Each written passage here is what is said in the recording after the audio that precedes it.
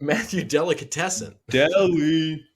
Matthew Matthew. Dellavedova. I'm like honestly like almost wanting to give this guy like an A minus. Like honestly, like for his role as a third string point guard, like I almost just like want to say an A. But like I get it's like it's hard to justify that. But like this is what I was saying at the beginning of the year when it was Quinn Cook versus Dellavedova. I'm like, you want Dellavedova because he is a third string point guard and he's going to play that third string point guard position really well. Where Quinn Cook probably will try to weasel his way up to that second string. Where Dellavedova, he knows his role. He's that third string guy. He's always ready. When they bring Dellavedova in, he always brings an intensity, and it always seems to get the Kings back on track. My point is like you bring Dellavedova in, and like the Kings, they don't get worse. If anything, they get better because he's kind of like a last resort kind of guy. And I don't know, he's a good leader, good locker room guy, and he just plays that third string well. He's ready when you need him, and he plays good basketball. But like realistically, he is a third string point guard, so I don't know. I think you could set a B plus. I'm like, great, but like I don't know, third string point guard for what he's doing.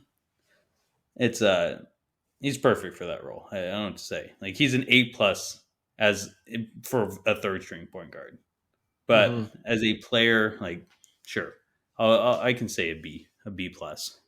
And just to make it clear, B plus. If I said C's equal degrees, baby, I mean B plus is really good. Think about C as average. Meeting expectations, not really exceeding expectations, not really falling below them.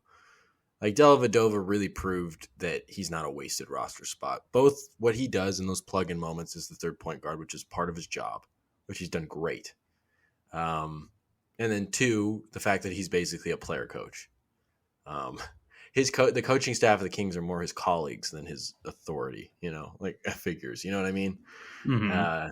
He's terrific in that sense. The only reason I just keep him out of the A realm is because he is not like if Fox went down for 2 weeks or if Davion Mitchell went down for 2 weeks. I don't know if he's proven that by the end of that he would be able to hold up. And also you'd have to take into account that you'd have like other guys kind of patching up that hole, obviously. Monk or seeing more Terrence Davis. Mm-hmm. Very true. So it's just kind of like I keep him at the beat. I don't go too overboard. But Dellavedova, talk about a guy that I think every NBA fan that watched over the last decade, everybody has respect for Dellavedova for good reason, and he's a valuable part of this team.